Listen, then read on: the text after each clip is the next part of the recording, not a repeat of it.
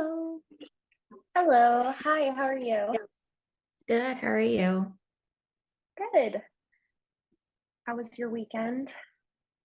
It was good. I started so all the emotions from starting back up again on the MCAT started like piling in from when I left Mm-hmm. in April. So a lot of it was overwhelming. And so I didn't want to bombard you with text messages over the weekend. Okay. But I mean, you got the gist of it. And I tried to do as much as I can with the reasonable sanity I had. And I don't know, I was thinking of different ways that we can incorporate it in order to best just fit me in like a sweet spot for scheduling, but also it's efficient and attainable and works in that time frame of what we're working towards, whether if it's January or March, because I know February they don't list any exams, but January is like the prime goal. March is worst comes to worst. If I'm not ready in January, I'll do it in March. But Mm-hmm. because I always, when I was talking with others, including, well, kind of touched up about this on Friday, was how we set time for like 3 hours to go through material and then also review, and then on top of that, some questions. Um, I feel as though I go slower than most people when it comes to retaining information. So when people need to take 3, 4 hours, it takes me twice as much time. So then I try to think about, let's break it down to something that would seem reasonable, but then maybe even have to break down that plan even more, if that makes sense. So I just don't Mm-hmm. want to end up burning out more, and the feeling of not knowing everything is always going to be there.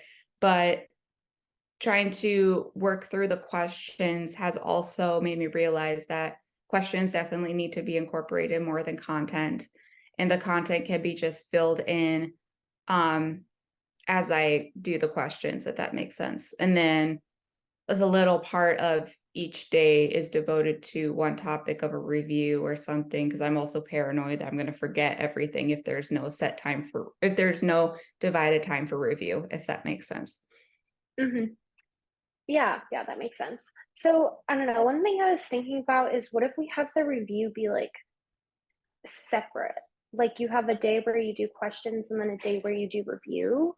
Do Mm-hmm. you feel like that would be, I don't know, because I feel like sometimes having the space from it and then being able to revisit it and then kind of review it can be a little better than like doing it, reviewing it straight through, and then you're kind of like your mind's just saturated with that topic, and it might So be like hard to retain it. I understand, but still keep it devoted subject by subject each day. So if one day is Monday, go through questions, and then Tuesday it's focused on the physics content, and then when would I revisit the material that I may have missed from that bio day? Yeah, I mean, I guess that gets tricky. I mean, the other idea could be to do like, so you do the bio questions Mm-hmm. and then review them the next day, and then like do like chem questions on that day as well, and then review the next day. So like you'd have questions that aren't necessarily related to what you're reviewing, I just to give it understand. also a little bit of like diversity of topic.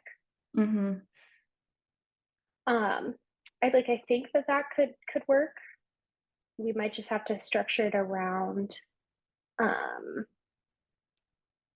like around the physics stuff, Mm-hmm. just to make sure that that is, we have good time for that and you can definitely like devote review and kind of practice to that. Right. Let's see. I'm looking at what is today? The 25th. Yep. Okay. Cool. So did you get through that first Khan Academy like lesson two? I did. Okay. And how did that like structure feel of watching the videos and then like reviewing the passages and stuff? I think that worked out well. Um, I did alongside the questions after the video. They were it seemed like I did better with acceleration questions than with speed and velocity.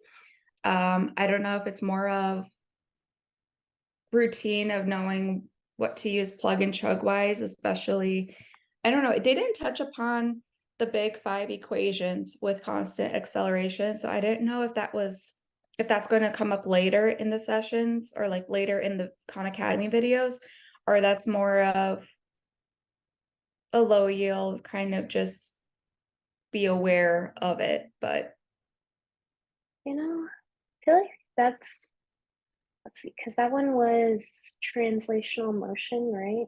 mhm. Let's see. To say like there are some questions that are definitely kind of just plug and chug Yeah, oriented. So maybe I'm trying to think if there's a different resource that would show that. I know we have like an equation sheet, but it's incredibly over detailed. sure. Um, I it's understand. yeah. So in the Because in your like like passage, student folder, yeah, and this, okay. Yeah, I know which one you're talking about, I believe. Yeah. but it's 20 pages. But yeah, I do think that it's what those first five equations. Yep. Yeah. Um, Because they they're didn't touch definitely on it on Khan Academy, so I was surprised about that. But there are definitely some that are like not like the v squared one. I don't know if that one's really ever used that much. V squared equals v naught squared. But yeah, it's hard to tell because sometimes it could be any of them, and right. they just want you to know what it is. Yeah. Um, let's see, BT. Yeah, I mean, I think that the big ones are definitely like the delta X, the two delta X ones. Um, Agreed. to definitely focus on those. Yeah, like the delta X, I guess that's the fifth one and the second one on this equation Yep. sheet.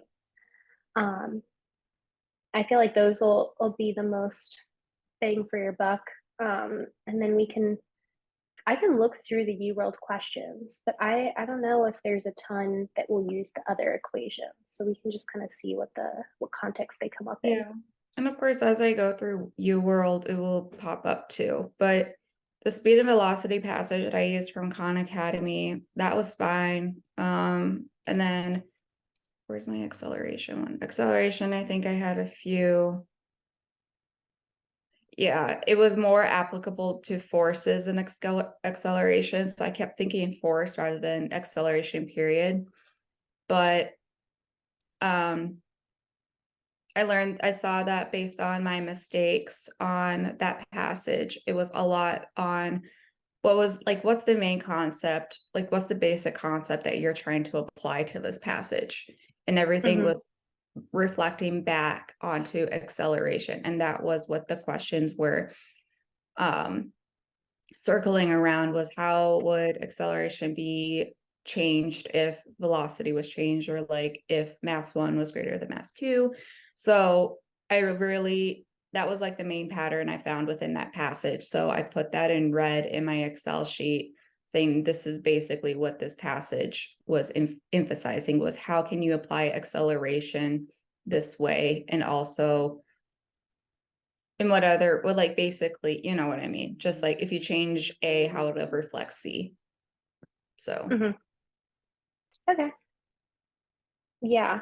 Yeah, I think that that's also like a big theme with like all the chem phys passages in general, or it's more the physics ones in general. So mm, okay.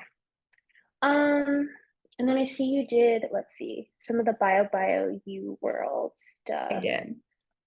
Yeah. I mean, I like looking at it, there definitely seems to be kind of a pattern. Like you got a lot of questions right about the endocrine system and nervous systems, and then there was like a couple questions wrong about digestion and that kind of stuff. So Yeah, it was like little things from excretory that was tied with osmoregulation that I was like, LOL, that I don't remember much as well, or wasn't really, I didn't get a good grasp of the picture of the passage. And then I did a practice like genetics and prokaryotes, because that was one of the topics that I got wrong. And I did a separate passage on that.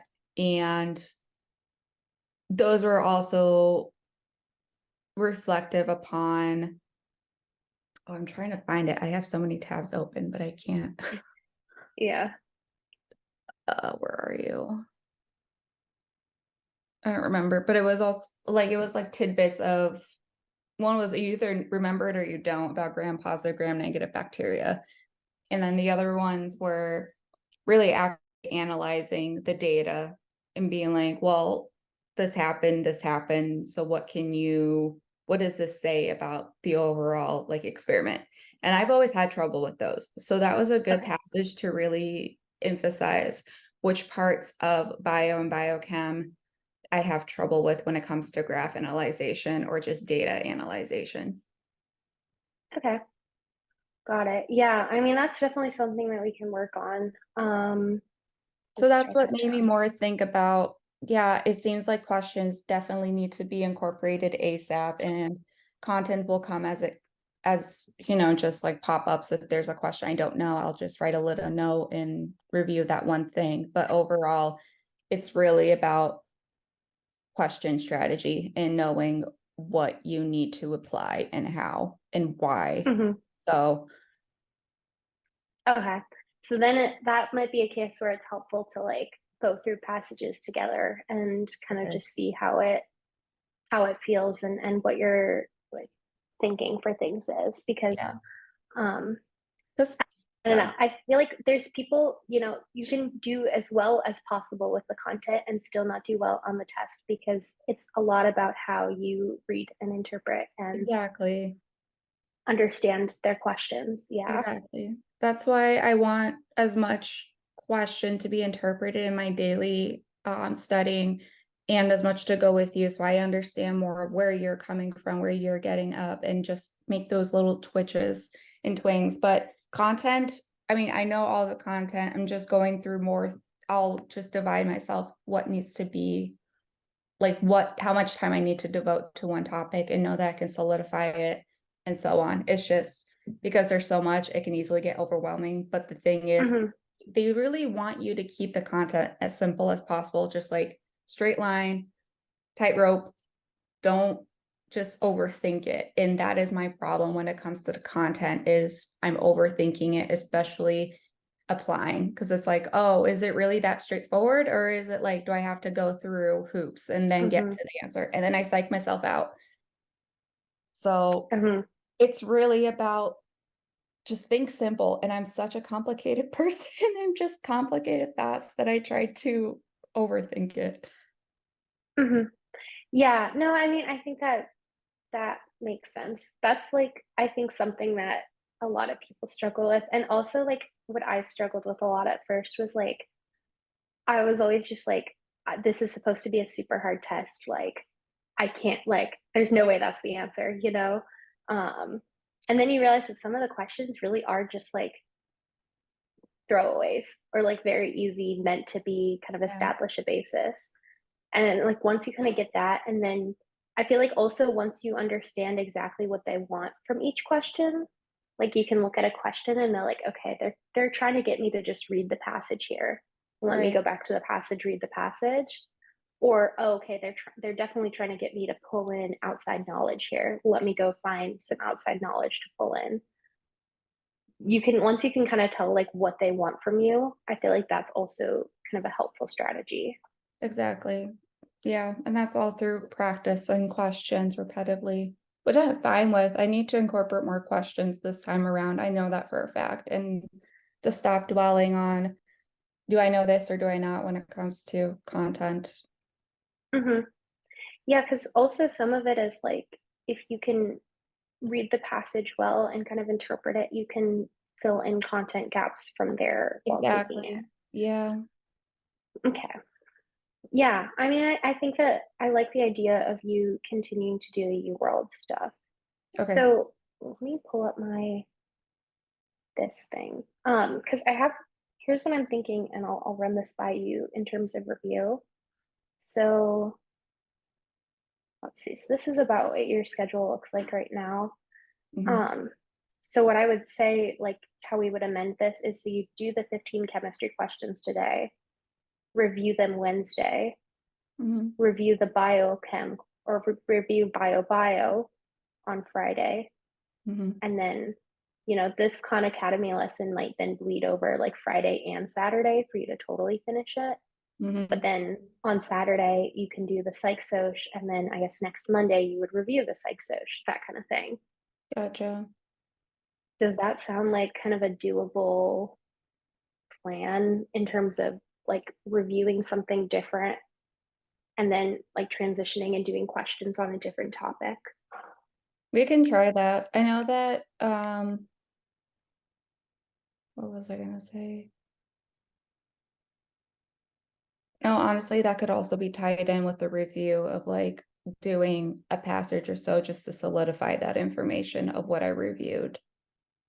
Yeah, Or is that I too think so. much? Or I think that's good. So like let's say for your most recent UWorld, like okay, you definitely forgot a couple things about like the excretory system, right? And so then Yeah. maybe you go and review that and then do one of the Khan Academy passages on um, the kidney or something, or that something along those lines. I feel like that would be a really good kind of synthesis of the two. Okay. But So if it's I like think, one question, like over Vmax, just review like the equation or the basics of that and then, okay. yeah, and you can also kind of so that's also what I wanted to talk about was like how you're reviewing the questions. Um, so I think that especially with the calculation type questions, so for chemistry and physics, like redoing and sitting down and like rewriting out the whole kind of equation thought process is going to be helpful. Great. Yeah, I think especially it's harder with physics, but with chemistry, doing that, like canceling out the units and just seeing like a very, like you overwriting basically, writing out every single unit, crossing out, matching up. And I feel like you can really understand because I think with chemistry, there's like some equations, but a lot of it's just canceling out units.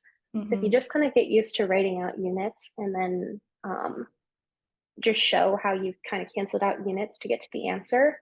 I think when you review like a chemistry question from the beginning, I would say like, okay, what units am I starting with? What units am I ending with? Great. If you know it's that kind of calculation, or even physics, because if you know kind of what units you need to convert between, that might help you remember the equation, that kind of thing. Because like if you know that you're ending up in meters per second, you've got to have meters somewhere, and you've got to have like per second somewhere, that Right. kind of thing. Um, so that sometimes helps you remember the equation itself. Yeah. Um, I feel like those are a little more straightforward to work through, hopefully for ChemPhys review. In terms of biochem, I'm kind of curious as to how you been reviewing these questions, or like what you would generally do when you review a question. Yeah. So what I did here was I made a separate Excel sheet. All of the Excel sheets that I do with reviewing is in our folder. So I just make Okay. new folders and everything. So if it looks confused, I can definitely just let you know to keep track of everything. But yeah, basically that. So like the Jack Weston, I think that's what it was probably. Oh, this is the genetics one that I was telling you about, I think. Mm-hmm. Yeah. Um, there was one where I was specifically, oh, it must have been under UWorld, right? Because these are UWorld Oh, questions. Yeah. duh. That would Okay. help. I know, me too. Sorry. Okay. So I only listed the ones that I got wrong. And then I highlighted where it's more, the red highlights was more of, okay, this is because I didn't know how to interpret the graph, or I didn't know how to interpret the passage itself. So I go through the question, I mark down how confident I was with my answer, where this location is according to the MCAT study guide, how did I come with that answer, and what should I do to avoid the mistake the next time. So I also do little things like the twerp. That's just me. So like for the first question, I got wrong. I was stuck between two. So I was high about that confidence level. But the thing that I missed was I got the answer partially correct that GC pairs are stronger than AT. However, there were 8 base pairs on one answer and there were 7 on the other, and I didn't see that. So it's more pay attention. Like if you see two of the same thing in 2 answers, there has to be a reason why one is right and one is wrong. And that's a common pattern, honestly, for those questions. Same with the rest of I either say what I know and then where I got stuck or what happened. And then I do like little marks on the side if I need to review the content. Did I answer the question? Did I actually answer the question? Rows 7 and 8 were about me incorrectly analyzing the data, which is where all that excretory questions came from. And then 10 through 12 is more of little things about lipids that I slipped. And then the last one's careful reading. So the ones where I go and say review, I made a sticky note of saying which topics these questions were. And I make sure I read through Jack Weston's little blurb on that topic. And I also match up to if I have information somewhere that's a reliable source. Like for example, my Anki cards that I made from scratch. I make sure that I have the main points of that topic listed in my Anki cards, which is about like 20 per topic, 20 to 30 per topic. Which then helps me remind myself this is how it's all connecting, and also like the different ways bacteria transfers information that also ties into the genetics. So I was able to review transposition, transformation, and conjugation, which I knew are common topics. So it's another thing like, oh, keep that in the back of your mind. For systematic questions, so like excretory and skeletal, I am very much a visual learner when it comes to those. So I review everything from what I have on my Anki and my Jack Weston, but I draw it out. So yesterday I legitimately drew out the excretory, the kidney, to the renal pyramid, and then to the nephron itself, and just made points of this is affected by ADH, aldosterone. This is what's being absorbed. This is what's being secreted, yada, yada. And then also little tidbits of like hydrostatic and osmotic pressure, how that's being relevant to filtration. And I'm just making sure that I understand the key words that the explanation is highlighting, or Jack Weston, like what is the proximal convoluted tubule, what's distal, what's reabsorption, all that jazz. So I review to make sure I understand the bolded words or what is being emphasized. And then everything else I like talk through like a story. Okay. Yeah. If I draw it out, I I draw like it that. out. But if it's more of term like osteoclast versus osteoblasts, I have to do flashcards. Like one's breakdown, one's building. So, and then and if there's like a key, like for example, of aldosterone, how it's activated, or ADH, how it's activated, then I could do like a sticky note or something along the side of, well, you have ACE that's coming from the heart, then that's going to go through renin, and renin goes into angiotensin 2, and then all that like step process. So it's kind of backtracking to other parts, other topics, but it's just more of like connection and the networking that I'm trying to lit up again. That's why I'm like, am I doing this to the point where it's extra? That's why it's becoming overwhelming. Or do I just really need to stick with the baseline? I don't know. I mean, I actually really like this because I feel like that's what I would do, like if we were in a tutoring session, especially with like the excretory system, is like draw it out and have you like, okay, what should we draw here? Like, what should we write here? And then like filling in gaps from there. In general, when you do it, are you like trying to do it from memory and then like double checking, or kind of copying it down from somewhere? Since I haven't seen it since it's been a while, I tried to pinpoint different pictures that I could connect. But as I was writing it down and somewhat copying, it turned into more of a memory game. And then I would have to reflect back and make sure it was right. But then if there was something that didn't make sense to me, I would, like, whether if I forgot it or if I saw it on the picture and I questioned how or why, like for the hormones, especially of how they affected blood pressure, then I would have to backtrack and then fill those gaps in before I understand why they do what they do. Hmm. Okay. Yeah, I mean, I think probably as you get further, then it can be more of like, let me just redraw this from memory, double check, and then like make sure that's all Mhm. solid. Okay.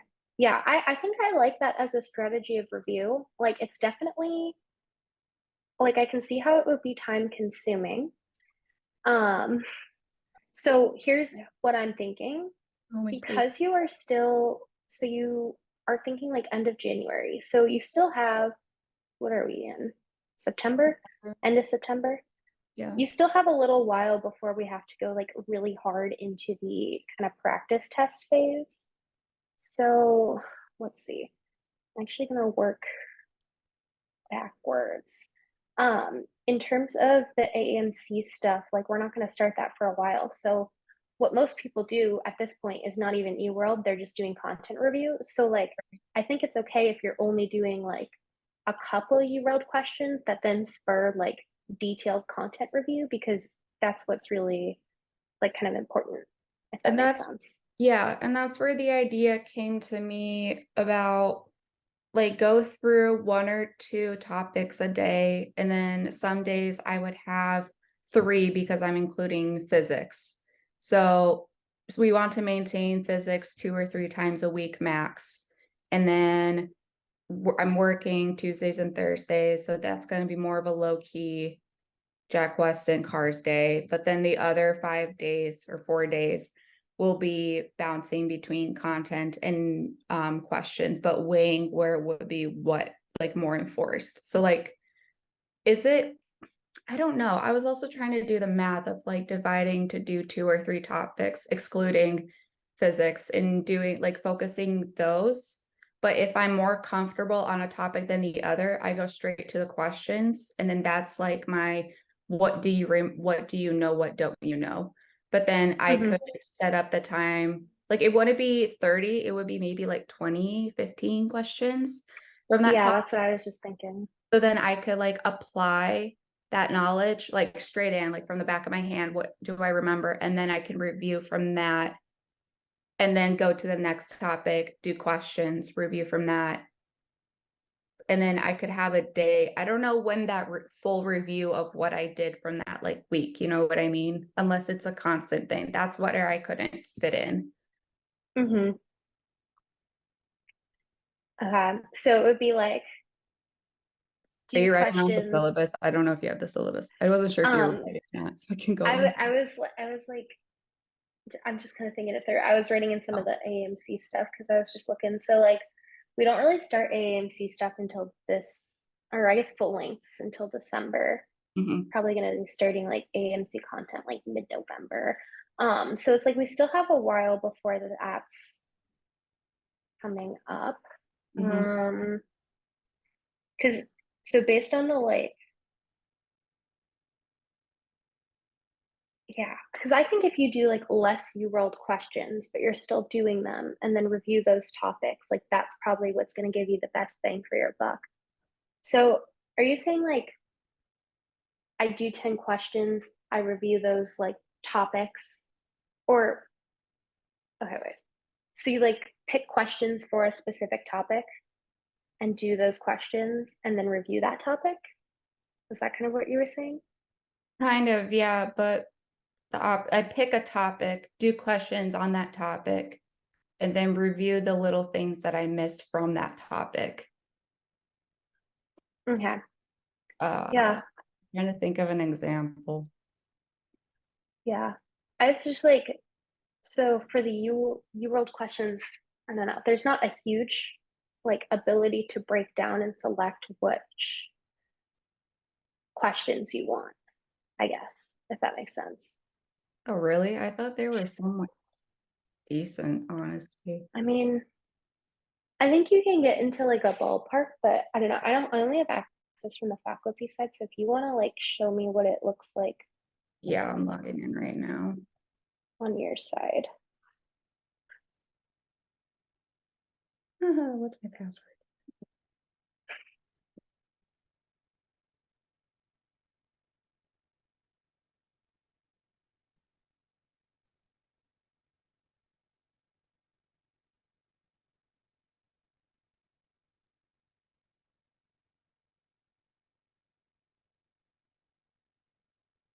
Oh, I can't log in. Why are you not letting me log in? Well, in the meantime, once I figure that out, why isn't it working?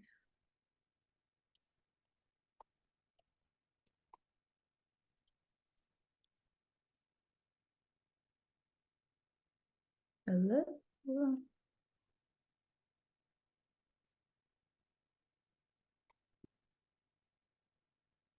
Okay, I don't know why it's not letting me. I can't get in at the moment. I think I have the password somewhere else.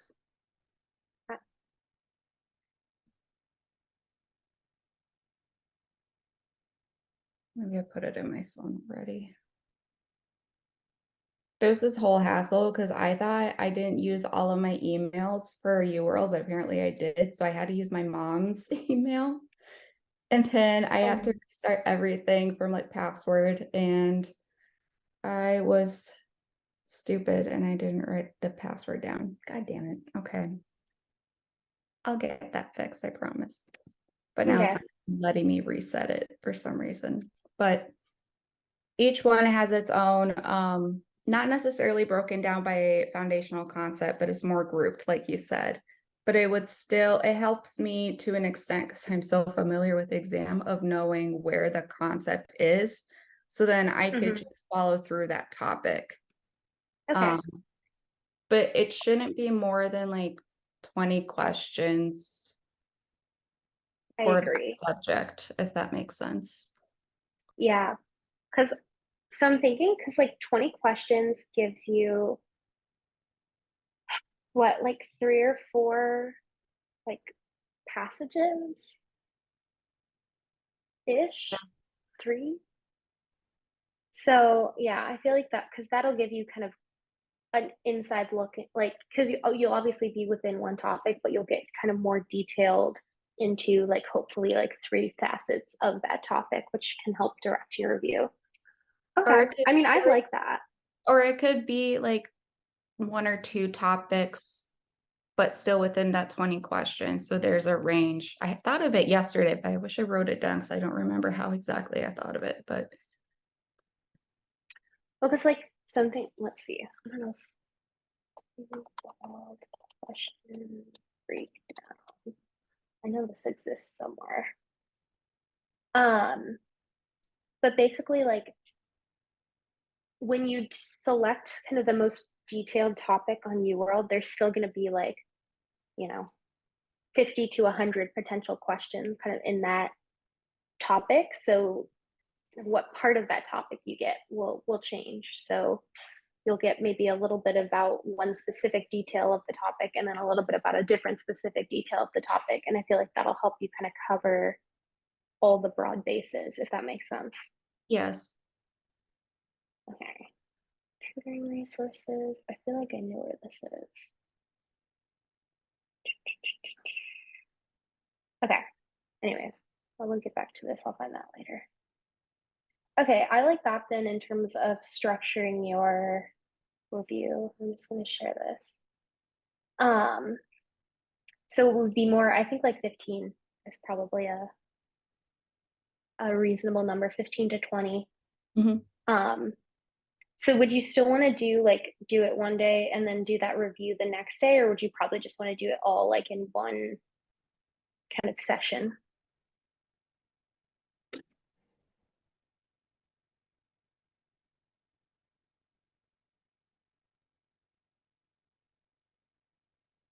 Um, I feel like it's easier for, I think I just need to remind myself is just to not over review. That's the thing. But I think keeping it together will honestly help me better with time. Yeah. So I know that I'm not going crazy with the review. Yeah, that's fair. Because I think that like, because this will still be basically like a chemistry day. Mhm. It'll be thorough review, and then yeah, I feel like that works. Do you think having another topic like on Wednesday would be would be probably necessary, like if I do psych and soc as well as chemistry. I mean, I don't know, or I can do one and then try the other if I have more time. Yeah.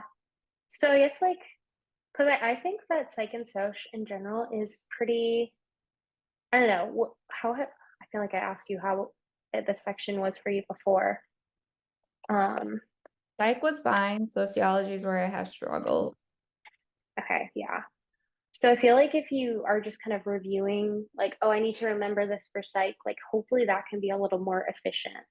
Yeah, Um, and then with the sociology stuff, that can be a little bit more dense. kind of targeted.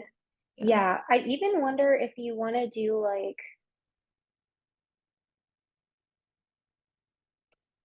like one passage worth per day, like one passage worth of psych soc. So it's going to Okay. be mostly chemistry and then like one passage worth. So it's about 5 questions. It might have you pick like 6 or 7 Mhm. just to get like one full passage. Um, or maybe you'll get a couple of standalones, but basically that would just be like a little bit of psych soc. And I think you can have like a main chemistry day plus a bit of psych soc, and then like a main biochem day plus a bit of psych soc, if that makes sense. Oh my God, I love it. Yes. Yeah. So then you have basically your main days are supposed to be like focusing on chemistry or focusing on biochem, and then you supplement a bit of psych soc. So when Yeah, it feels like you've really hit that, like, okay, I'm doing too much review, like this is overkill, like let's transition, let's do a psych soc passage, let's just make sure that we're good on this topic, you know. yeah, Sometimes you might get a passage that's just like, oh, I totally remember this, or like, oh, it's like the stages of development and I just need to sit down and do flashcards for a little bit or something. right, right. Do you think Okay. I should incorporate, or should it be like the days when I have the physics lessons, should they just be physics, period? Because those are definitely more of the weaker, or should I like, if I have time or if I'm not as drained, I could incorporate, I don't know what other subjects we have. Well, I mean, we have cars every day, so I guess that could even be fulfilled with more cars after today. Mm-hmm. I don't know, I up would to say you. it's like, yeah, I mean, you can always just throw in like another cars passage if you're feeling it and you have extra time, because I think that's something that is pretty self-contained in that you do it and review it, but you're not gonna like have to go look up a topic or anything after that. Honestly, Um, bumping up the cars for those days is not a bad idea, especially, yeah, it's practice at that point and it's, you know how it is, right? yeah. So we'll just have you do like a UWorld Cars Passage or something, or if you can find another Jack Weston, like whatever Oh, easy. They go strikes so your many fancy. years Those two. behind. It's insane. Like they have so Oh, many okay, cool. So we'll just say more more Jack cars. Weston cars. Yeah, and do that. Okay, I feel like that seems like a pretty solid like layout plan. Honestly, that makes me feel much more solid. And Yeah, so then yeah, you we're covering all of it too, which is good. Is there, do you believe in one day dividing to just review, or how do you, what are your uh, thoughts on like that in general? Like, you know what I mean? yeah. I mean, I think I like this kind of reviewing a topic in a day while you do the questions outline if that ends up working. Hmm. I think where the reason why I'm suggesting like a different day to review is sometimes you just need like space from the questions, I because you're like, understand. okay, I just did the questions, now I'm reviewing them and I'm like burning out on these questions. So I feel like if this works for you in terms of do the questions, do some details review, then I think that's probably like a solid plan. And then as we get further in your studying, you can do more like more Actually, heavy on the questions, hopefully less heavy on the actual review. Like you'll still touch up on stuff and then it'll be kind of more integrated. okay, cool. Cool. So, I mean, I like this kind of general outline of doing like a chem day, a biochem day, a little bit of psych soc here and there, and then we've got 2 days per week of physics.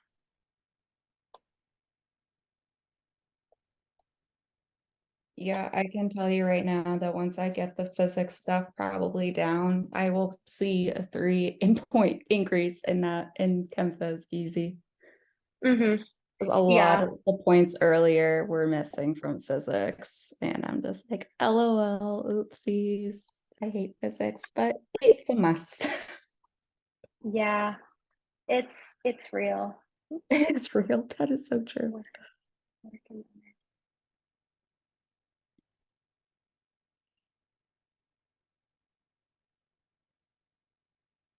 Just trying to see what they.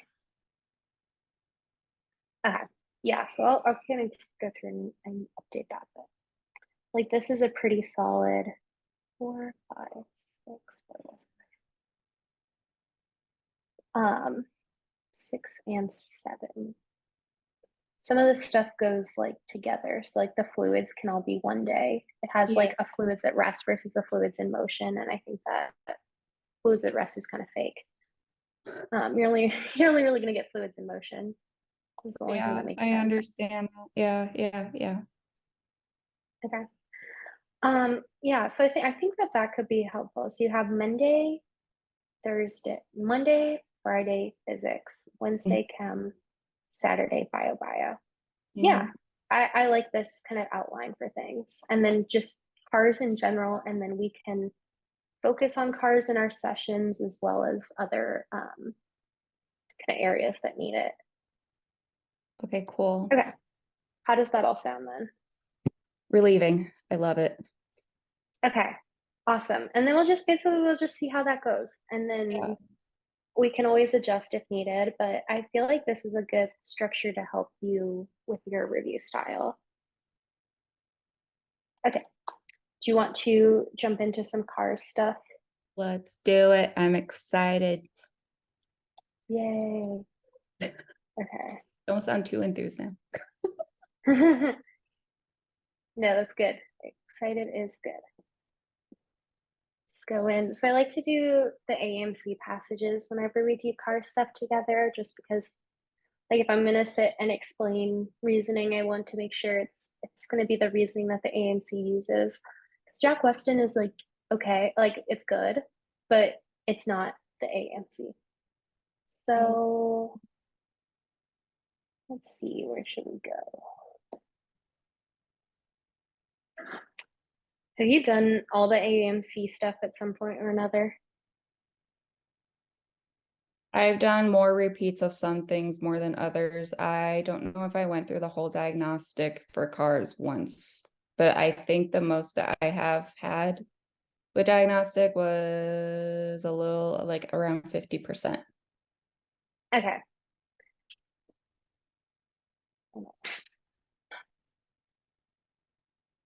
Okay. Just trying to find.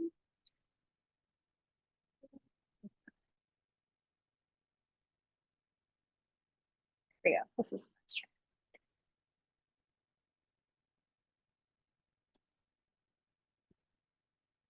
Here we go. Yeah, I like. There's like a Jack Weston extension that lets you This is review it and amazing. hides. Yeah, and it like fixes the format and stuff. So I think that that's pretty nice. Can you do this Um, for all of the AMC stuff or is it just cars? Oh my for all God. of it. Yeah, it's much nicer. And then it also works well because like I've done these so many times over and over, and it was annoying to keep resetting them with like each student. So now this just lets me like review and hide solutions, which is the exact same thing as just doing them right off the bat. That's amazing. Okay, let's see what kind of, I just want to find a good passage to start.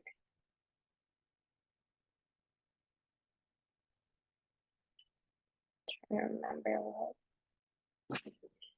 Okay, this is a really hard passage, so I think this is a good one. Oh, Um, wonderful. yeah, so I guess with that context, don't be discouraged because this is a very hard passage. But I think it'll give a good insight into kind of how to think through and like really analyze the language, and then kind of how to analyze the question choices. So my thinking for this is we read through together. I'll kind of tell you what I do and what I think is a good starting strategy, and then we'll kind of adapt from there based on how you feel about it. Okay. So basically, when I read a passage, I go paragraph by paragraph. So I'm going to read this paragraph. At the end, I want to highlight one thing, and that one thing is that paragraph's main idea.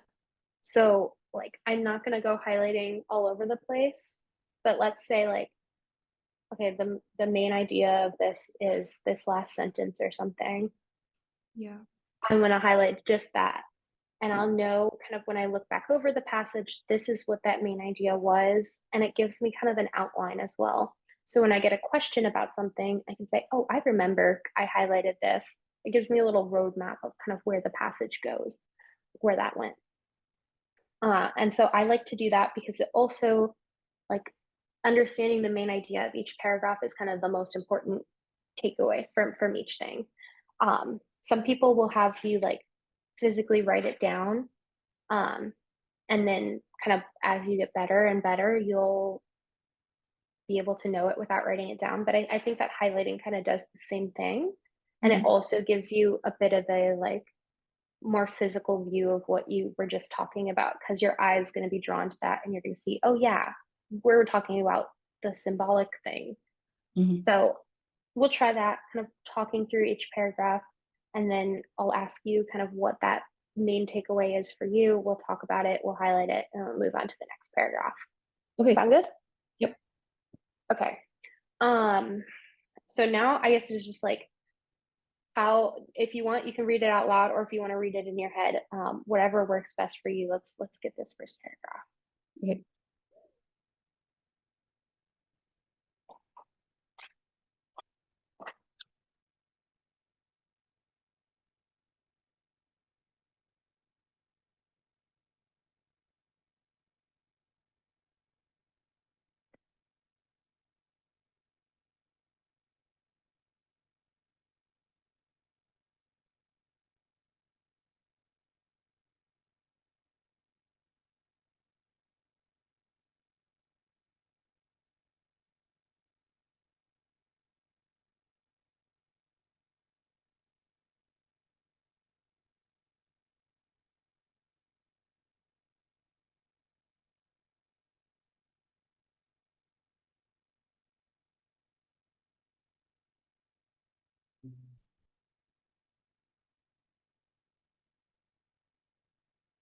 I'm good. I just don't know if I should say something or not. Okay, cool. So I guess first question. I mean, this is a very one of those passages where it's like so unnecessarily worded. Do you like understand what you just read? Yes and no, Mhm. to an extent. From what I gathered, was this art piece by this person was very popular. It was more of the artist did this to serve its own purpose, but since his passing, or assume after, and on another, well, not his passing, but after he was done with it, there could be other viewpoints that is, or like other ways to be interpreted from this piece, not his own intention. Mhm.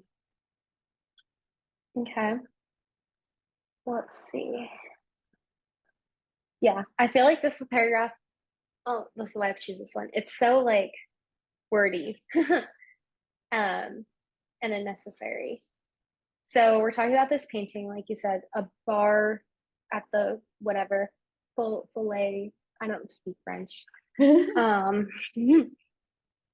okay, so I'll just kind of break it down sentence by sentence. The instability of vision that his pictorial strategy imposes on the viewer mimics the artist's own bodily weakness, transforming his tremulous gait and uncertain balance into a psychological reaction experienced by the spectator. So here I guess we're thinking about his pictorial strategy. So it's how he paints it, what techniques he uses, mimics his own bodily weakness, and like the viewer experiences that. And that's kind of what this is saying. And then we see, but that's not it. There's another purpose. It forces the viewer to participate psychologically in the artist's growing awareness of the tenuousness of the lifeline that bound him to his mortal existence. That's an unnecessary sentence. Yeah. So we're thinking here the artist's growing awareness of the tenuousness of the lifeline that bound him to his mortal existence. So I guess like his growing awareness of his own mortality. Yeah. So we have this idea of his bodily weakness. So you're not only experiencing bodily weakness, but you're also experiencing his own experience of mortality. As he struggled to complete the last major project, blah, blah, blah, blah. He abandoned the disavowal and splitting off that had characterized his previous response to his illness.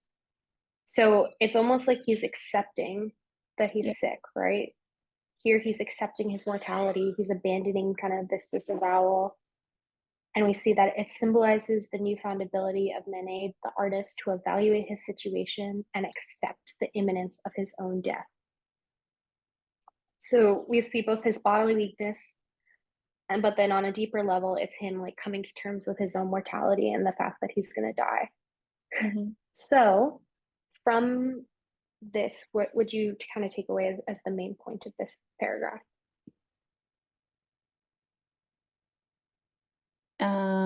Well, after explaining that very efficiently, even though this painting is remarkable as stated, it still shows hidden values of Manet's life through him just being weak, knowing he's dying, and then accepting that he will die, Mm-hmm. and kind of just using all of that into his painting. Yeah. So I like actually this very last sentence. So we're seeing Manet's ability to accept the imminence of his own death, like he's about to die. Like he's able to evaluate his situation. So I guess fully understand kind of what it means to die and that he's going to die, which is different from kind of how he felt before, right? Because he's moving on and finally accepting it. So this painting basically represents him accepting the fact that he's going to die. Okay. So we've got that set up. So now we're going to think about through the rest of this passage, because this first paragraph is setting a good tone for us. How is this painting kind of showing that he's accepting his own death, his own mortality? So let's jump into the second paragraph.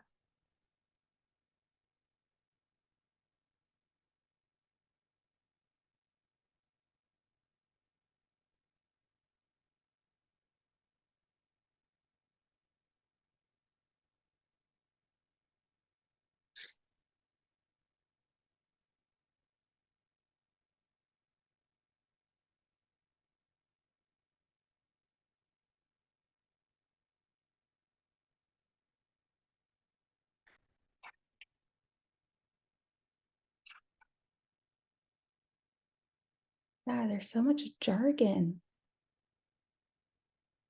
Yeah.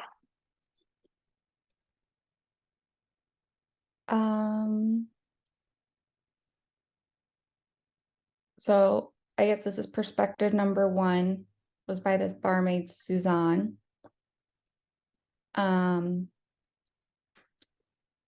He was very much, or I don't know, she was very much, I don't want to say bewildered, but confused about how Manet was approaching her. It seems just blank per se. And already like detached from life itself. Like even though they are actually in the world, they're not, like Manet is not even, like they are in the world like physically, but they're not in the world like mentally or truth be told. The rest of it, like the detachment that had once been part of Manet's ability to assume public persona has now became his lifeline. I don't know if it's that talking about like the presence, like from what I'm getting at, he's depressed, but that's also definitely stretching out too thin. But of what it was as a public persona is actually like end of life sentence, kind of, if that makes sense. Mm-hmm. Okay, cool. Let's go through it then and think about it. So, so what it's talking about here with Suzanne, the barmaid, is that like she's in the picture. Oh, So, yeah, so she's been painted, and like her figure in the picture represents, this says like represents aspects of the artist, past, present, and future. So it's saying that like Suzanne is very, like you said, kind of isolated and distant, and that represents the fact that Manet was isolated and distant. Manet then existed in a limbo, yeah, increasingly distanced from everyone and everything that he had once held dear by the inexorable approach of death. So this is kind of thinking that so Suzanne in the painting and then he in real life are kind of becoming detached, separate from everyone, and then this is because of like this idea of the approach of death coming. And so it shows that by saying that Suzanne is staring blankly at an implied customer standing before her. So basically, she's kind of like staring blankly in the picture and seems very detached from everything, kind of how Manet was described. So this is just saying, like, yeah, like we can't really see the customer, but she's just kind of staring blankly. I like the stares blankly part. And then Suzanne, like her creator, is oblivious, dwelling apart. This is kind of just summing that up of they're both distracted, kind of apart, and this is for Manet because of his death. Okay. And then it says the detachment that had once been a part of Manet's deliberately assumed public persona had now become his lifeline.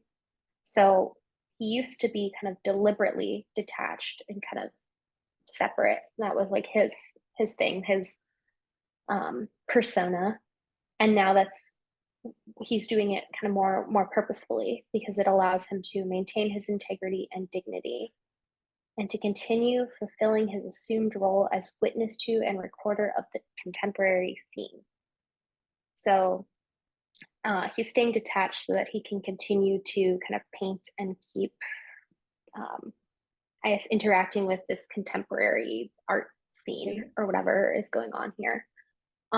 So I think that Suzanne is reflecting what Manet is like, and then Manet is, this is now saying like he's kind of purposefully detached now. Like it used to be because of like a public persona, but now this is like allowing him to actually truly be the artist that he wants to be, or something like that. So with that in mind, what do you think then is the main kind of point of this paragraph? The main point was this figure that he painted is basically an analogy of himself.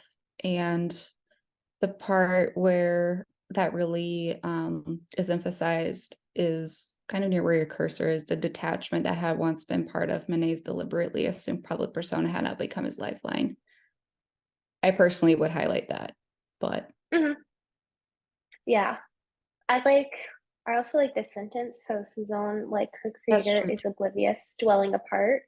Because that gets the whole idea of Suzanne. And then, yeah, I will say like this had now become his lifeline. So he is kind of purposefully isolating himself.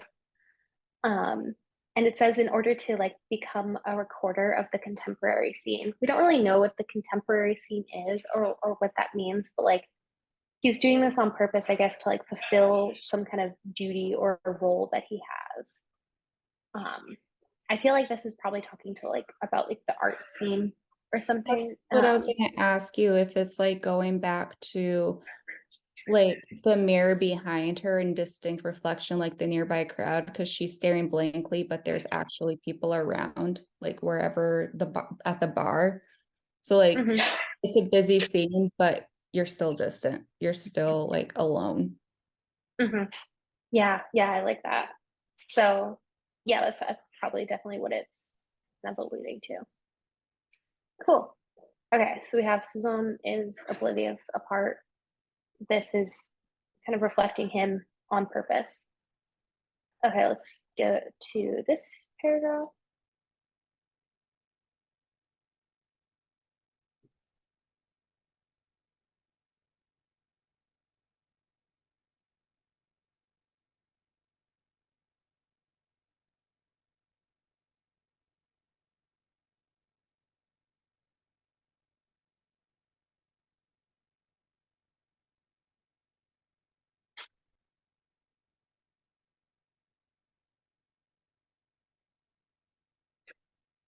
Okay, so I have an idea. Mm-hmm. Um, I feel like that either so Mene, who assumably who's a Roman Catholic, grew up in this way of knowing what immortality is unknown. However, because of this that he has learned and tied himself to is not relevant to himself and like his current situation. Um, so he's also, since it's not really tying between what he learned and what he's dealing with at the moment, he's afraid that others would reflect that upon him and view him differently, kind of. Okay. Yeah, I think sort of.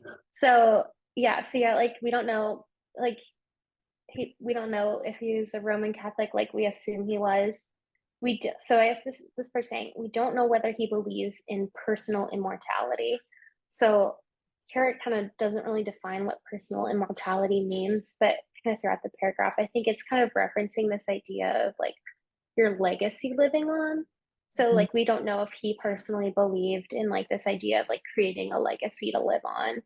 And it's like no matter what he believed, like he was dying, so he was preoccupied with the facts of being and renunciation and the increasing of relevance to these facts of the world and its ties. Okay, this is a terribly worded sentence. That's So where I was he, like, what is this tying to? yeah, so it's saying that because he's dying, he was probably like thinking about being and like the kind of irrelevance of the world. So you think of like a dying person of like they're gonna think about their own existence and kind of own life and not necessarily like I don't really care kind of about the world and what it actually means.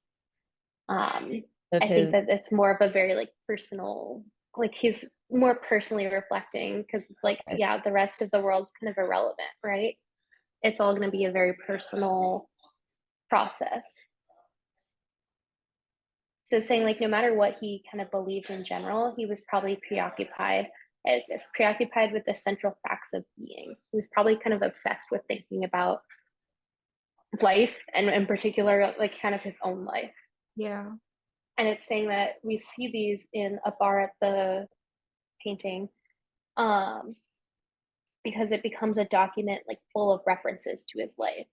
So it shows that he's become obsessed with his own life and kind of references to it. And then we see that he's now concerned kind of with his reputation. So it's saying that like no matter what his religious beliefs, it makes sense for a dying person to kind of become thinking about themselves, thinking about their own existence. And we see that in this painting. Like he's very much like thinking about like stuff that happened in his life and like what that means for kind of his reputation and his like legacy, if that makes sense.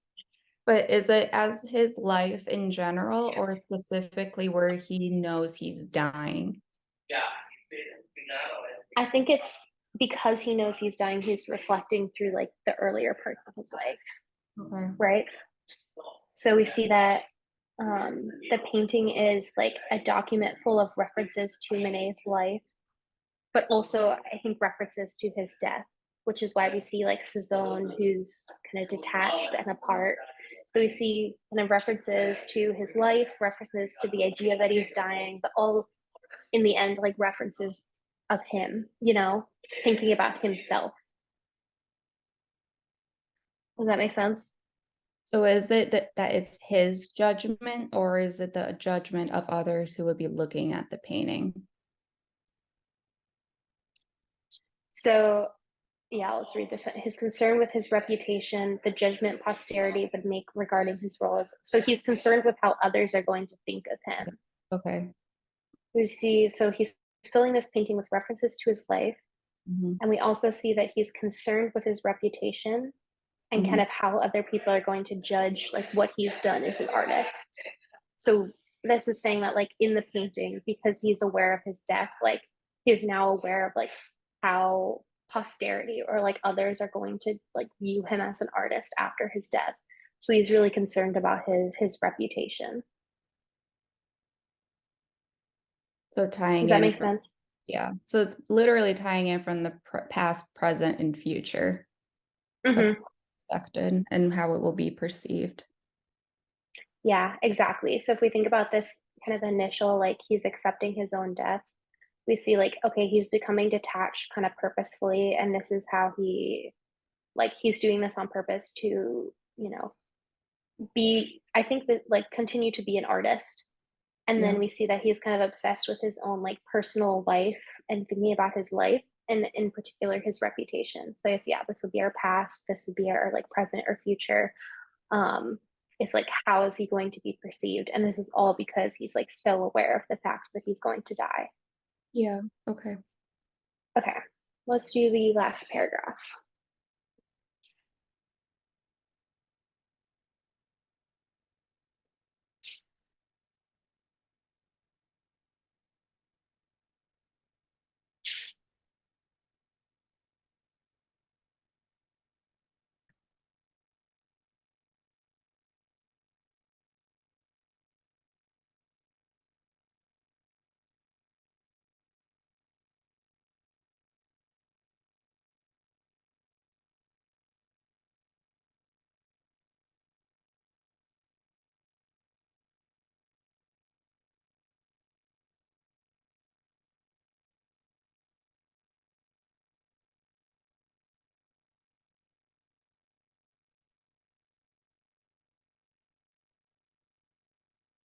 Okay. Okay. So well, my question is, what is the quotation marks around a real? If I have a question, there'll probably be a question on that. But real barmaid is serving as the alter ego of Manet, and it's kind of also using the analogy of the. Did you try again? Sorry, I was pressing on my watch on my lap. Um, the barmaid is an analogy of Christ in Western art and kind of going back and forth between how Western art is incorporating Christians or the concept of Christ and how Manet is using that idea to personalize it to the barmaid and how that is how he wants to be. That's how he wants to leave, is on the representation of what the barmaid in the painting is like his own. It's Mm-hmm. himself or who he aspires to leave as.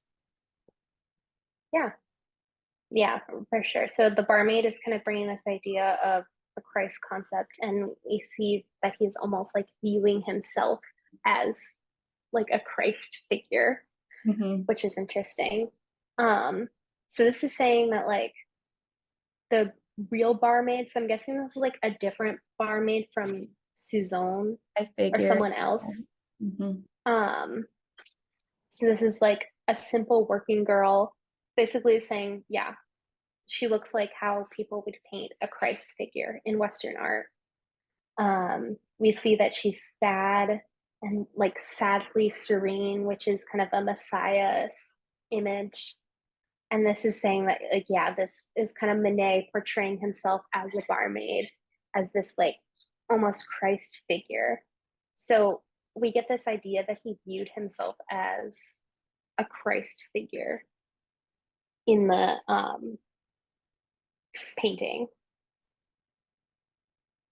Let's see, yeah, we see like the completion of his earthly mission and prefigures his imminent passage into history. So we see that like the barmaid if the barmaid is a Christ figure, then Christ like would have come to earth and like done a mission and would be like, forever immortalized in history. And so that's exactly kind of what Is for Manet is kind of showing himself as. Mhm. Then we also get this reference to like a trapeze artist in the corner who's like ascending, just like, oh yeah, Christ ascended. So it's basically saying that like Manet is kind of showing himself like Christ in this photo through the barmaid. Let's see, like the Christ concept, Manet saw himself as destined to live on as a master. So he sees himself as a Christ figure or like a legacy figure, like someone important. And then we just get this last sentence that kind of wraps it up, like all his paintings contribute to his legacy, and that he's a pioneer of modernism. This is kind of using an analogy here, like the pioneer of the new religious order, because we've like compared him to Christ. So instead of like being the pioneer of Christianity, he's like, oh, the pioneer of modernism or whatever this style of painting is. Okay, cool. So that's the passage. I think it's definitely heavily worded. Sometimes if you ever have a struggle with like a vocab word or something, what I kind of recommend doing is either highlight it or even like strike it through, and then you can maybe review those at the end. But that'll help kind of it'll help you point out like if you don't understand a word, then maybe you don't want to use that sentence as like part of your reasoning because you might not fully understand that sentence, right? Um, I feel like that's especially with a passage like this when you're getting into like a lot of jargony type words. You may or may not really know what's going on here. Mhm. Okay. So let's go through kind of the questions and break it down and think about it. I guess overall, how does the passage feel? Once it's broken down, it's fine. Like it makes sense. Mm-hmm. Yeah, it's just like it took a lot to get to that point, Mhm. but it should hopefully be faster in the future. And obviously, it's harder when you have two people. The time takes longer, but we'll just start kind of going through the questions now. Okay. According to the passage, Manet's bodily weakness is conveyed in his final work by. So we're looking for the way that he shows his bodily weakness. So it's the first thing is like where in the passage are we going to look for this? Where do you remember this being referenced? The first paragraph. Okay, so we'll jump back up. We see, yep, the artist's own bodily weakness. Mhm. So let's, I guess, reread this sentence and see kind of what idea it gives us.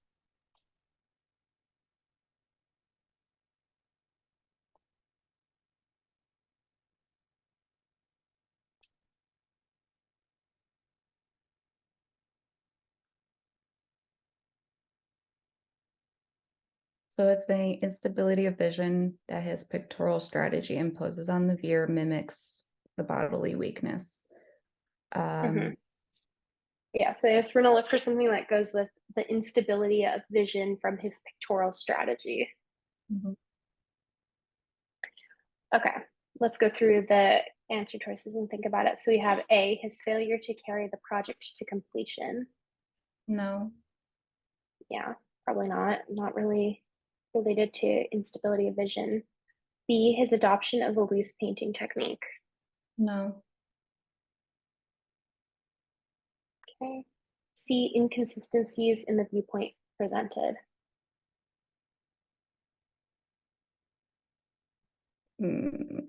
See, this is where I start to overthink. We can always just say maybe. Okay. What I also like to do is say like, okay, probably not, probably not. We can always come and revisit these. And then D would be the representation of a squalid bar scene. See, the question I have with that is squalid. Mm-hmm. Like, Okay, yeah. So this is a case where maybe, do you know what that means or no? no. Okay, so this would then be a case of, okay, I don't necessarily know what this word means. Like, how am I supposed to make um, Mm, a decision based on that? For reference, it means like dirty, okay. like very poor. So I guess it's like a very like dirty, dark kind of bar scene. Mhm. Um, in this case, I would say, so if we didn't know what that meant, I would just look for what kind of matches closest to instability of vision from his pictorial strategy. So I think that like when this phrase kind of instability of vision probably Inconsistent. goes along best with this part, right? Yeah. So even not really knowing what that means, D, the representation, I feel like inconsistencies in viewpoint, aka instability of vision, like this seems probably like the closest match to that. Yeah. So I would, potentially get it down to between these two and then just pick what felt slightly better. And so in this case, I'm going to say See. C. Yeah. And then we look and it's C. Beautiful. Okay.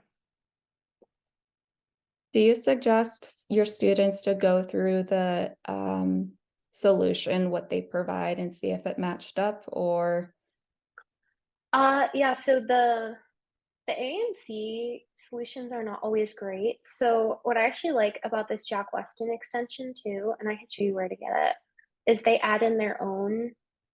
So it says like Jack Weston Advanced Solutions. They add in kind of more um, detail here. So like we can scroll down and look. Let's see, like the bar scene description comes in later. Blah blah blah blah. Yeah, Since D is mentioned after the author mentions Benet's weakness and as part of the new related point, D can't be correct. I This love is that. also just, hmm? I love this, the Jack Weston addition to this with the AMC, because a lot of the AMC explanations are terrible. I'm like, I'm not Yeah. learning why I got these wrong. Oh my God, this is amazing. I love this. Okay, I need Yeah, it. this is definitely super helpful and like really easy to kind of add on. So I think you can literally just look up like Jack Weston MCAT extension and it will like it's free, you can download it and it's great. Perfect. Okay. I'll remind you of that whenever you start AMC stuff. Okay, awesome. That was pretty good. I also like, getting down to 2 points is a good like first place to be in because then you have like 50-50 chance, like odds are more in your favor. I find So like myself in cars very heavily between 50-50. And then it's on most of the, not most, some of the reasons is also because I don't know, because my vocab's terrible. So like, I don't mhm, know. And then I am always, and then I sometimes talk myself into thinking it's probably important, but then it's the total opposite of what the answer like is. It just mhm. flips it. Okay. We can think about it then. Yeah. Because I had another student who like English wasn't his first language. So like cars was really tricky for him because like there were a lot of words that just like he straight up had never learned.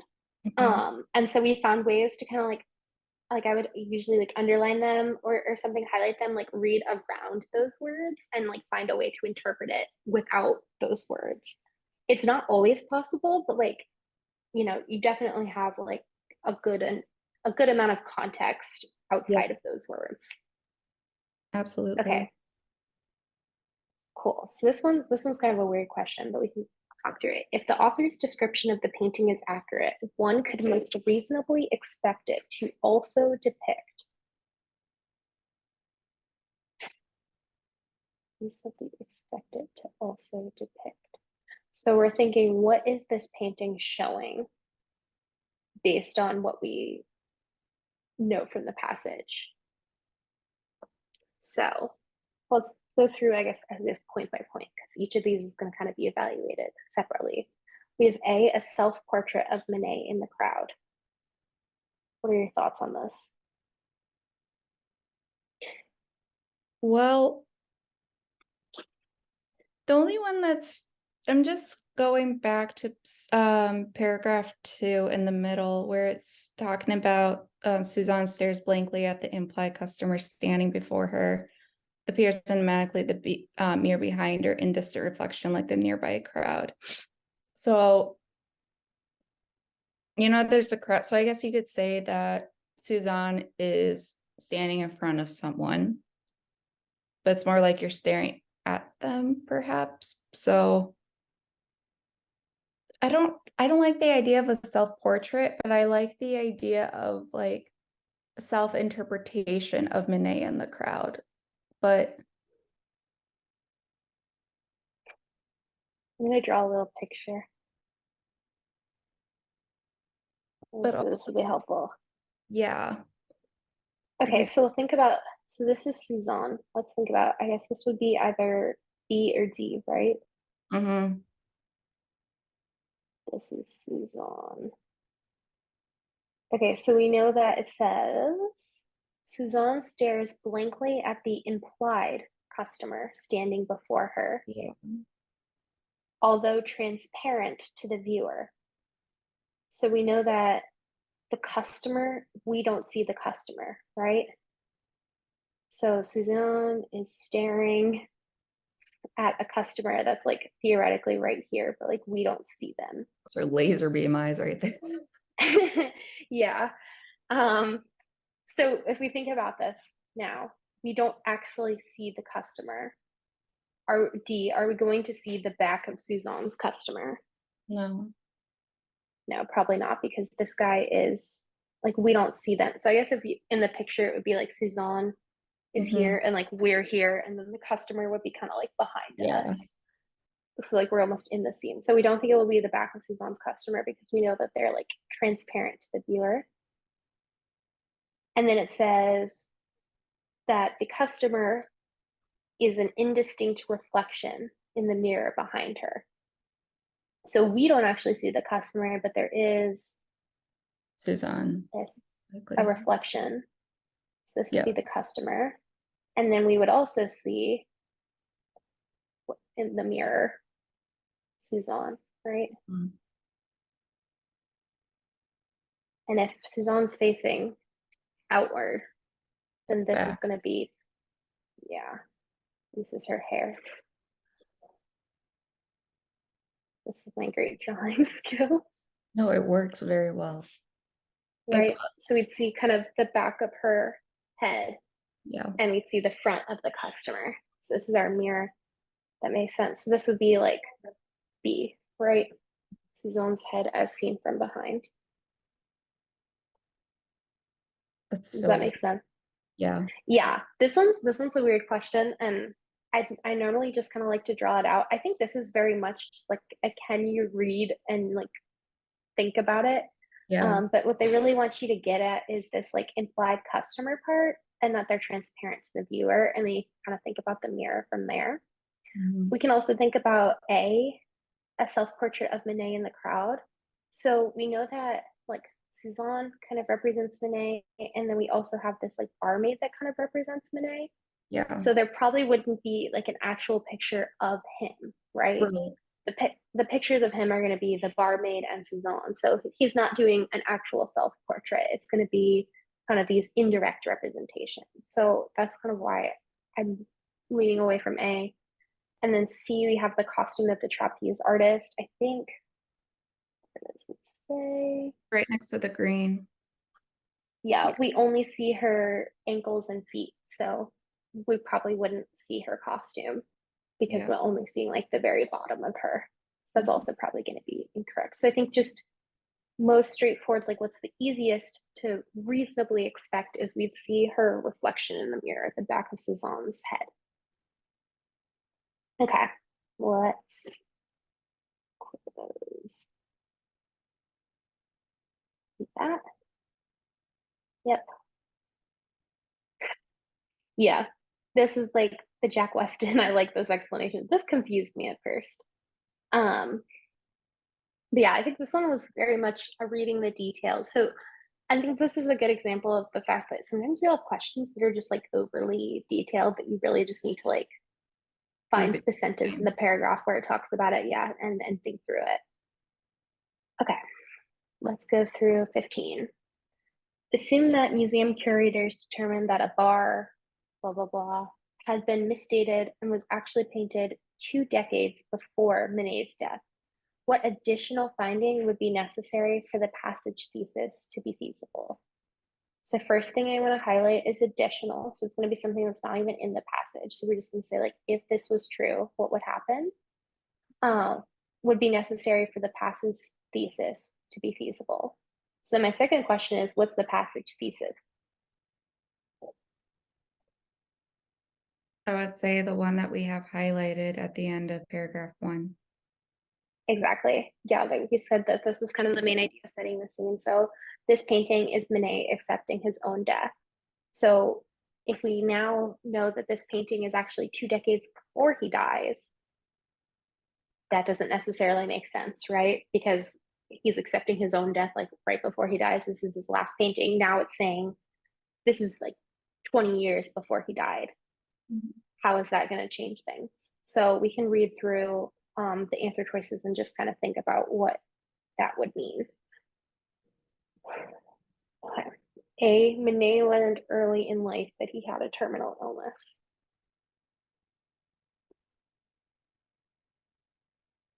Well, What do if you this think of was that? right before his death, this doesn't make sense. Well, okay, so saying that like the painting itself was right before his death, but imagine if they found out that it actually wasn't and it was 20 years before his death. So how can this still be true? How can this painting be about him accepting his own death if it was 20 years before his death that he painted it? Like, what else does he need to know or needs to happen? If that makes sense. He would have had known about his death. Exactly. So I think that kind of fits along with A, right? Manet learned early in life that he had a terminal illness. So if he knew he had an illness, he could accept his own death, even if it was 20 years before he actually died. And we can kind of evaluate the other options. This is like Manet painted scenes at the bar throughout his career. Like that doesn't fit with the fact that like this is about him accepting his death, right? So it still wouldn't like fix this problem. We see that a concern with perspective was apparent. I mean, this initial thesis isn't really about perspective, it's more about his own deaths. Like, that's also not going to fix that problem. And then this would just make the passage thesis like totally wrong, right? If it wasn't even Manet who painted it. So, like, it's definitely not D because this would just make the passage totally wrong. A is going to make it so that he could have known that he died, so that he was still like painting about his own death, even though it was, 30 years off. Does that make sense? Yeah. Cool. This kind of question, I feel like is a pretty common theme in that you have like, if this is true, like, then what? So it's giving us like a separate situation outside of the passage. So we need to think like, okay, if this is true and this is true, like, what does that mean? And Right. does it make sense? Yeah. So I feel like this wanted you to kind of pull in from several areas, and that you needed to know the passage thesis. You needed to understand why is the thesis messed up if we know that it's 20 years earlier, and then like how do we fix that? And then Funny, A is going to make the most sense. I make the other questions that are, if this were true, what would be false? You know, those questions that I'm talking about. I always get those wrong. Uh-huh. Yeah, I feel like those are ones where where it's the best to like talk through or almost like kind of explain your reasoning. One thing that I would even do like in the early stages is literally just like out loud think through your own logic, because it makes a lot more sense. Or you'll see where it makes sense and doesn't make sense when you say it out loud, because then you'll be like, what am I even saying? Yeah. So like in this case, if I'm reasoning this question out loud, I'm saying that this painting is about him accepting his death, but it came out 20 years before he died. How could that be possible? Well, it's because he knew he was going to die early. And then you kind of can, like, that would make sense together. And then if you tried to do any of these other ones, like this wouldn't necessarily like help it all make sense.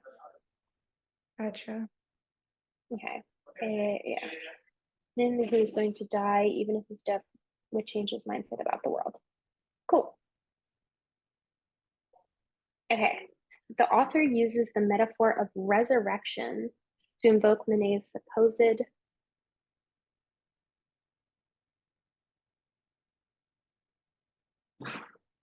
So this is going back to the Christ. Mhm. Live on as his master and pioneer of that new religious order.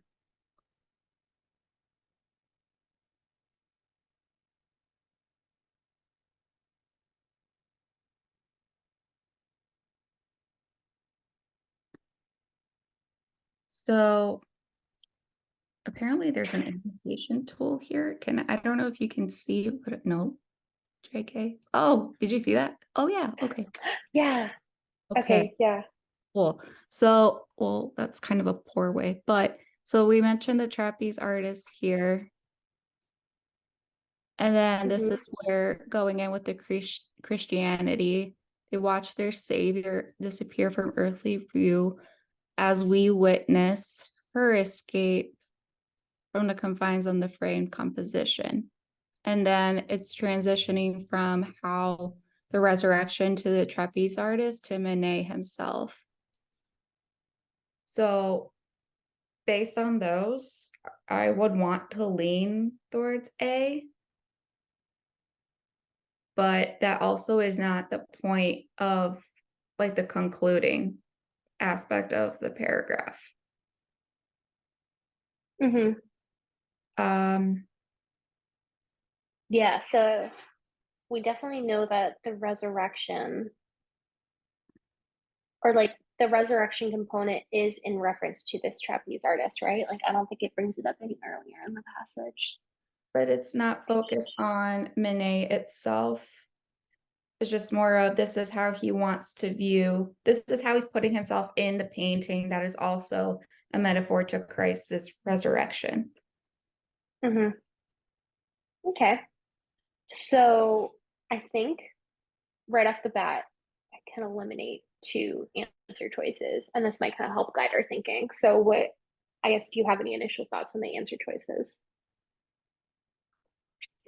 I want to delete C.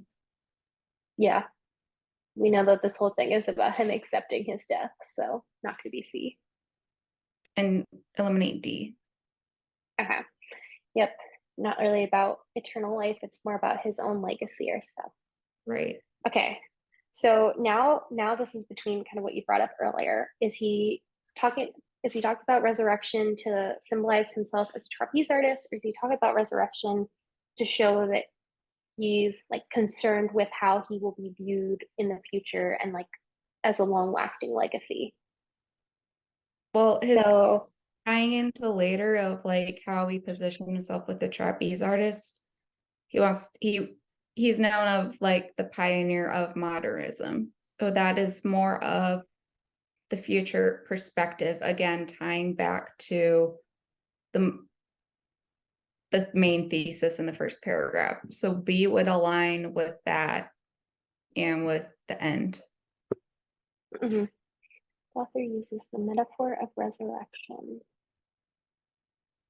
Yeah, so he wants to see his like own legacy like come to life, Right. or live on beyond him. I honestly don't remember what this one is, so let's just see. Yeah, B. I mean, A was tempting, but I don't think that was like the main point. I see that's what I would do when if I were be if I was doing this alone is I would stop mid thinking being like, oh yeah, this is symboling him, but then really that's not the answer to why he would be symboling himself to the trapeze artist. And then B Mm-hmm. answers the question of why. Yeah, so it's like, because it's also like, why would we really care whether or not he was symbolized as a trapeze artist anyway? And it's because like it's showing that he is concerned with his legacy in the future. So I feel like that next layer of just asking like, okay, like why would why why is he even showing the trapeze artist? Why is he mentioning this? Oh yeah, it's because he wants to invoke this idea of like living on or like eternal life or whatever. Yeah. I feel like, yeah, I think that's one where it's definitely like pretty easy to get down to two, and then it's just about the more specifics. Sorry, I thought there was a fire alarm going off. I think it was just a bell or something. Okay. Does that make sense how B seems to be like the better fit there? Yeah. Awesome. Okay. Oh, these are fun. Bringing in the outside or bringing in like new information to see how that Are affects you the argument. freaking kidding me? Okay, well, good, because this is the parts where I suck, so it's fine for me. Okay.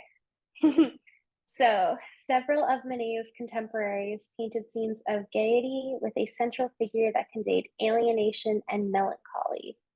What is the relevance of this fact to the passage argument? So, we have the passage argument.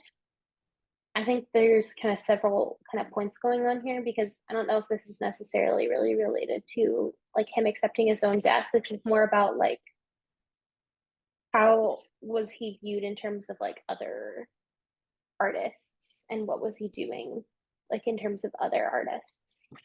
So is this where more of the question about his legacy comes in? Yeah, I think so, right? Because we're thinking about like his contemporaries or so like people that were alive at the same time as him. Like, is the passage, I guess we're gonna say like, so it's saying that a lot of people painted this scene of alienation and melancholy. Is the passage saying that like he was doing it and so was everyone else, or is the passage saying that like he was doing it kind of first or no one else was, and like this is actually not correct, if that makes sense? It does. So yeah, I feel like maybe walking through the answer choices is probably the best way to illustrate that. Would you have like a prediction or think of a reasoning before you go through the choices, or I think because I can see it says strengthens, strengthens, or weakens, weakens. I think I should have a good idea right now. Is it going to strengthen or weaken the passage argument? So, so what's the passage argument related to other painters? mm, well, honestly, I see, well, from the first part of the question, it does draw a parallel with how this passage was structured, and also Manet portraying the painting. So I don't know. Usually with this kinds of questions, I ignore the strengthens and weakenings part, but just read through the reasoning and see if it matches. Okay, we can think about that. So, A, it strengthens it by showing Manet's views on mortality were common in his culture.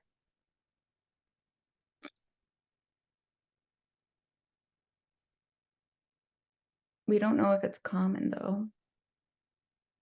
Well, I guess it would say like it would be common because of like, oh, other people painted it. So other people, so So that's not the main thing though. I think what I want to, let's see, I think this last idea here is going to be helpful to answering this question. So his like body of paintings led to a legacy of artists in the future and consolidated his reputation as a pioneer of the new religious order of modernism. So I'm looking at like this right here, like a pioneer, and it's saying that, He's you know, OG. he's, yeah, basically. So if it's saying that other people were also doing it, is that supporting the passage argument or weakening the passage argument? It's weakening. Yeah, because then it would mean that he wasn't the OG, he wasn't actually the pioneer. Gotcha. So I think that that would help to get towards these 2 points. A is going to say, like, oh, it shows his views were common. Well, that would mean he's not a pioneer, right? That would mean that, like, why would we even care about this painting if it wasn't like he was special or he was the first one to do it? When we see B, it suggests that Manet's approach to painting was a product of his time. We also don't like that because it shows that he's a pioneer. Like a pioneer is not going to be the product of his time. So I feel like that should pretty easily help us eliminate like A and B, right? If we're looking for a reason why he's a pioneer and kind of the first to do something. So let's look through C and D and then figure out which makes more sense.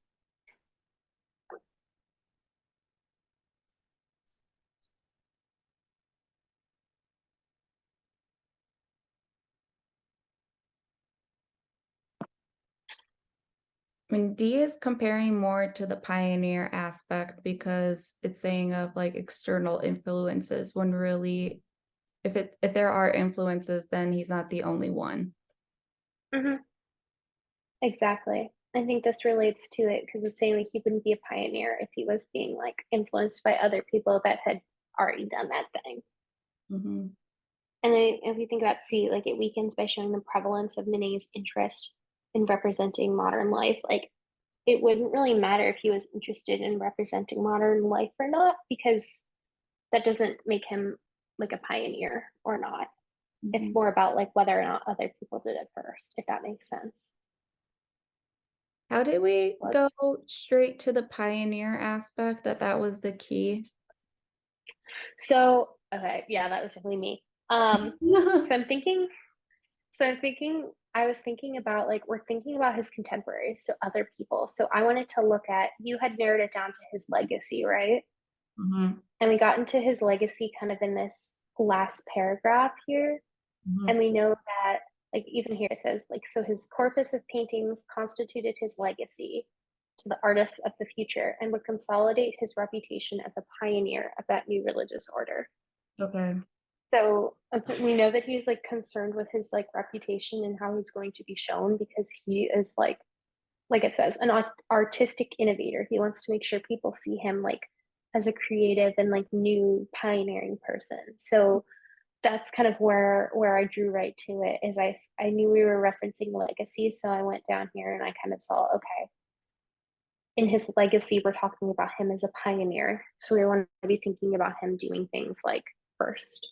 That's how he Does that wants make to sense? see of a pioneer of modernism, not as him losing touch with the world and himself through his death. Mm-hmm. Okay. Yeah. So that makes sense with also the thesis saying multiple perspectives on his imminence of his own death, because it's again, it's going from him, from an audience to future artists. Mm-hmm. Okay. When you dumb it Yeah, down like that and break it down, it makes so much sense. But you don't have time to it do does. all that. No, it does. I think it's something that is slowly developed, but I think that the hardest part is kind of these first few times. I think once you like sit down and like actually talk it out, it becomes a lot easier to do that in your head. And also to have another person's voice telling you like why do you think that? Like point me to, you know, the evidence that supports that. You know, here's what I'm thinking. I think that that's helpful just to kind of get the brain wheels turning in the right direction, if that makes sense. Mhm. So like when we do another passage in the future, we'll have you do more of the like talking through it, and then I'll kind of probe, and hopefully that'll help to just like you'll be kind of running the passage, but you'll see kind of where I have maybe a different thinking or like an extra layer of thinking. You're like, ah, that's Mhm. what this means. Like, here we go. Is Okay. it worth for the first few times before there's a rhythm that like I could even do a Google Doc and analyze sentence by sentence just to know that the idea is flowing, or like I don't know. I'm just more of thinking how to interpret what we just did by myself as I go through the passages. Yeah. So sentence by sentence is a lot. I think paragraph by paragraph is good, but it might have to be like a little bullet pointy. So like for this first Right. paragraph, like you probably have a couple bullet points. And Mhm. then what you can do maybe is like bold or highlight that main idea bullet point, Yeah. if that's helpful. Um, and then like that would be your equivalent of highlighting what I just highlighted in this paragraph here. So you'd maybe bullet point like, okay, bodily weakness through instability of vision, um, awareness of his own death, he abandoned, like disavowing his death and accepted it. And then you'd bullet or highlight he accepted his own death, if that makes sense. Yeah, I think that that could be really helpful and really help you break it down. And then when you go through the questions, referencing what kind of question is it? What kind of stuff are they looking for? And then being able to like reference back to your little bullet point, you'll kind of get the right idea. And then you can even read the kind of exact quote that you need to find in Mhm. order to support your idea or your thinking. Mhm. Um, I'll say just a couple things in general. I think one thing that you might be falling prey to is just kind of like over concluding. Yeah. Um, where you read the sentence and you're like, well, this must mean that, and that must mean that, and that must mean this. Um, and I think that that's just a bit of a habit to break with cars because you want to have like this sentence says this, so therefore I can conclude this, and this sentence says this, so therefore I can conclude that. Like you want to have kind of a direct citation for every kind of thing that you assume. Mhm. So I think as we go through cars passages together, like that's just one thing to be aware of is if you say, oh, Monet probably felt this way. I want to say, why? Why do you think that? Why would he feel this way? And I want you to look and say, like, well, in this sentence, it says Monet was, what is it, like accepting his own death. So, like, being able to find and reference, like, this is the piece of the paragraph that supports what I just said without jumping. Because I think that one of the biggest kind of things you can do in cars is just jump conclusions. And then you'll have this idea of the passage in your head, but maybe that's not really even supported by the passage, but you'll say, oh, this goes along with it. It's got to be this one. So I want to make sure that we build like a solid basis of the passage and like, okay, tell me why you think that. And you can highlight out the exact line that you're looking for. And then that'll be the same with your answer choices too. Be like, okay, why is it this one? You can hopefully find a sentence or an idea in the paragraph, and you'll say, well, because of this sentence, I know that it's probably this answer choice, that kind of thing. So yeah, I mean, I think when you're doing kind of your JW passages on your own, for now, I would just not even worry about timing them. I would just really kind of get down into it and just see how it like goes when you peel it apart and just try to base it all in the paragraph. Yeah. Yeah. Yeah. Does that all make sense? Yes. Yeah. And that's true. That is definitely something that I try. I mean, oh my goodness, I was such a bad habit beforehand, and I had to really like train myself more to stop jumping to the conclusions. And all the evidence is based on like Cars is only one that's reflective on the passage alone, not outside knowledge. Hmm. Yeah, because like Kempis is like, in my opinion, the exact opposite. Where like at the Agreed. Kempis passages, you don't even need to read the passage to answer the questions. Like Mm. they're just so content straightforward. Whereas Cars is like you want to have every little sentence you say or think, you want to have like a piece of evidence to support it from the passage. So I think, yeah, just maybe trying that on your own, going through it, take as much time as you need. We'll worry about timing later. But I Yeah. really just want you to get a feel for like breaking it down and not jumping to conclusions, finding citations. If you're having trouble kind of dissecting some of this language, you can start. Definitely some like easily worded passages that are a good start. And then you can kind of move on. Like this one, I definitely threw you right in there. This one is a hard one. Um, but I like to go through it because it just shows like what you can take from a passage and how you can kind of dissect it down and that kind of stuff. And especially now that we incorporated more, like more than one passage for those physics days, then it could be like not saying that I'm not going to do this for the other ones, because absolutely I will, but now I just have also more time to follow through. And rather than a day break, it's more of like a couple minutes after one passage and apply what is missed to the next. And hopefully that could just stick better than just doing one passage alone. So Exactly. hopefully that, Awesome. but this is helpful. And then also not to overthink. And I know it takes a while at first, but then it's more of getting that basic grasp, and then everything Mhm. else just work fan out. Yeah, yeah, and this was good for me to get a sense of how you think through things, and I think that when we do more in the future, we can kind of build on that. Cool. Are you a See, firm it wasn't that bad. No, it wasn't at all. I was gonna ask, are you a firm believer that with cars, as you improve with cars, the reading comprehension will also kick in with the other passages or with the other top sections?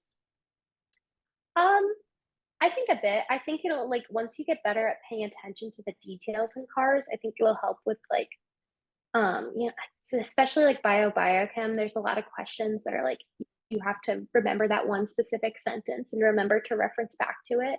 So I think it does help with like paying attention to detail for biochem.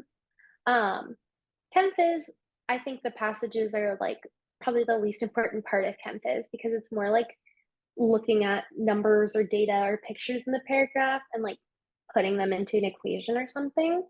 So the paragraph themselves is not necessarily as important to comprehend. But yeah, I think with bio, especially when you think about like, oh, like this activates this and this activates that, and you get this like whole signaling pathway or something that it's talking about, having that like ability to dissect and like read through the details of the passage will be pretty helpful. That's helpful. I don't know. As long Yeah. as I think with the cars, they'll help with everything else. So Yeah, and I think we will also could do what I think would be helpful is biochem passage. We can do one that's a little more word heavy and talk through that. But I also want to do a little bit of like data analysis, interpretation kind of stuff. Because it sounds like that's also what's tripping you up is looking at the figures or whatever. yeah, yeah. I didn't have much experience with research or anything regarding that. So a lot of that analyzation that I've done is just in labs, and you can only do so much with those. So Mm-hmm. that's basically the weak spot there, was the lack of just experience of seeing it with real data. Yeah, I was gonna say that's pretty fair because that is like if you've never done that experiment or something, then it's like you have to learn what it means and what you're doing or how you're reading something. So there's some good like psychos passages that also give you that like Yeah. interpretation aspect. So we'll definitely do some like passage strategy for those as well. Um, There's a lot of yeah, like I think that'll be research and like techniques that you do in biochemistry I heard of, but I never knew what they did until I started studying for the MCAT. Like I knew they good. Mm-hmm. exist. I knew blotting, but I didn't know there were 3 different types and what they did until MCAT. So I was like, Yeah, oh, yeah. It's like I mean, so I work in a lab. So like when I was doing it, it was like, oh, I've done this, like I know how to do it. And then tutoring it, it's like, oh, well, if you've never done it before, you don't really know how like the antibody actually like works and that you like only add antibody to like one membrane at a time. Like that, like it's just all the small details. It's like, okay, I know this because I've done it, but then you've got to think through and talk through the process of like something you've never done before. So that's also something that we can think about when we're looking at Western blot data. mhm. Okay. So I think what would be best is if we, let's see, if this sounds good to you. So you have 45 hours. Yeah, we can meet like even 2 times a week if you want and do like cars for one day and then do more content and then maybe like psych social chem phys passagey stuff on the other day. That's perfect. Okay. Let's see. If it's easier Um, schedule, we can keep it whatever day so you have it at least fixed if that's easier for you, because I'm flexible aside from Tuesdays okay. and Thursdays. I'm gonna say I might have to be a little flexible because like some like cause I was thinking like Monday, Friday, but not some Fridays work for me, not all Fridays. That's Or totally the next foreseeable Monday, Fridays work. okay. Um, would you want to do like one on Friday? This Friday, right? Yes. Most likely. I think that's all. Okay. Yeah. I can do one on Friday. Okay. And then I think what we can do for that one is maybe let's do some like data analysis type. Mhm. I'll pull some passages or review questions, maybe some UWorld stuff, to do like let's look at a graph, interpret it, talk through it, think about that. And that can just kind of be an ongoing thing. Okay. Regarding keeping, I know that you say you have UWorld on your side, but with the Jack Weston and everything, do you want me, is it easy for you if I just put everything, all my work in the folder and you just see what's keep track or everything? Or do you want me to like text you if I added something? Or I just want you to know what I'm doing and keeping up with that so it's not like confusing for both ends. Yeah. I mean, if you're already kind of doing everything in the folder, that's fine. And I can just glance at that. Um, I'd say if there's something that like you want to talk about like specifically in our session, then I would like have like text me about that and then we can think about it. Absolutely. Yeah, that's no problem. Okay. Yeah, and I think that'll be helpful to me to just like plan ahead of time. But then everything else I can kind of just check in whenever I'm checking in. Sounds good. Cool. Okay. And I'll set up like an automatic text thing.